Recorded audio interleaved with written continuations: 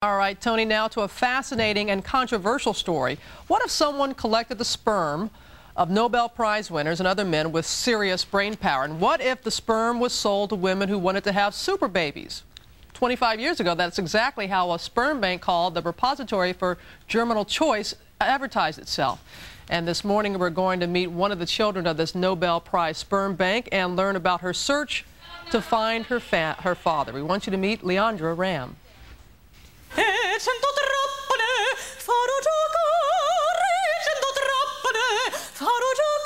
I chose opera because I felt so unbelievably amazing on stage. I felt like this is what, I just knew that that's what I had to do the rest of my life. Her ambition and talent drive her.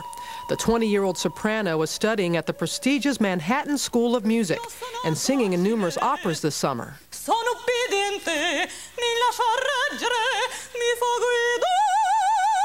It feels just so, like not even earthly. I just always felt this urge when I was born just to succeed and to always give 100%. Was Leandra destined for success by birth? She is one of the first children born as a result of donations to the so-called Nobel Prize Sperm Bank. These are some of the faces of other children from the controversial clinic founded by Robert Graham, who recruited donors of superior intellect and skill. Leandra's parents, David and Adrian, tried for 8 years to conceive before finding the Repository for Germinal Choice.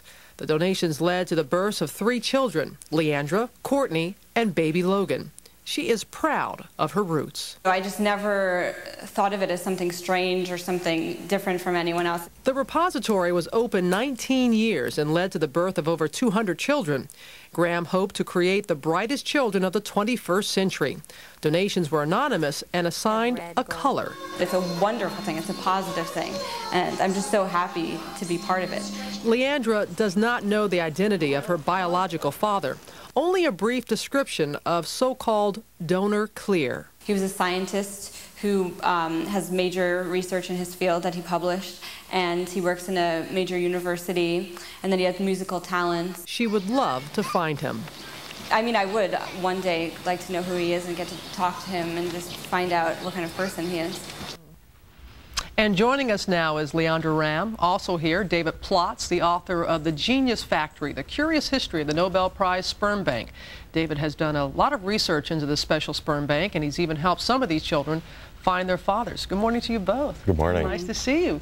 So, David, how many families have you been able to reunite? I've been able to connect 8 children with their biological donor fathers. 8, because that's not bad, because there were 200 children? There were about 200 children who were born from the bank over 20 years. Okay. And I know about 35 of them. Well, we obviously saw the talent of Leandra, how she was able to sing and everything.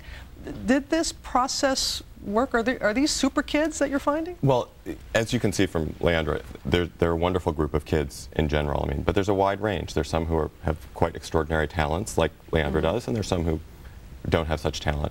In general, I think they're above average.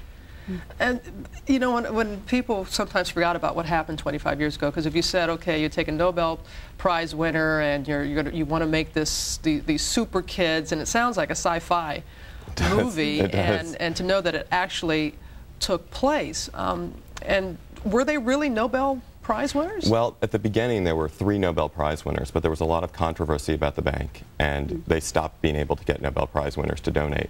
And the founder of the bank decided that he wanted men who were a little bit more diverse in their talents. He would say those Nobel Prize winners couldn't win a basketball game. So he went out and recruited men who were taller and good-looking and were very smart, too. Bottom line, was this a good idea?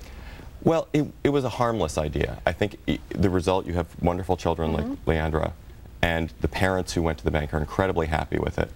I think it does foster a little bit of delusion that we can control who our children are just by changing their genes a little bit. Because some people are thinking that you're trying to make a super race, if you will, because one person that was a Nobel Prize winner, William Shockley. William Shockley was the only public donor to the bank, and he was an extremely controversial racist, a brilliant Nobel Prize winner, but a racist, and his involvement really cast a pall over the entire project. But now these children want to find their fathers, and Leandra, that's where you come in. So what would you want to tell your father?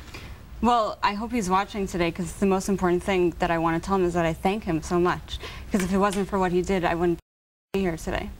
And I just want to let him know I have a wonderful family and a wonderful life, and I'm just so happy to be here, and I really hope that I can meet him one day. And what do you know about him? I just know that he was a scientist and he taught in a university, and that, you know, I just have the basic bare details that he was from Western Europe, and, you know, he was born in the 1940s. So, but I would love to know more about him and, you know, get to have a conversation with him. I think it would be a really beautiful and heartfelt experience. I feel like we're doing a series of unsolved mysteries right now. He's going to see this. He's going to call in. We'll solve it. I know, David, but I'm sure it's been rewarding for you to be able to help kids like Leandra. It's been great. It's been, and the opportunities to put kids together with their fathers, it's unparalleled. And I hope Leandra's father is out there watching, her donor father is out there watching, and will contact us and get them together. You've had a happy life, continuing on. Oh, thank you. Very talented. Leandra, thank you. David, thank you very much. This was fascinating. Appreciate that very much. You can read an excerpt from this book on our website at gma.abcnews.com.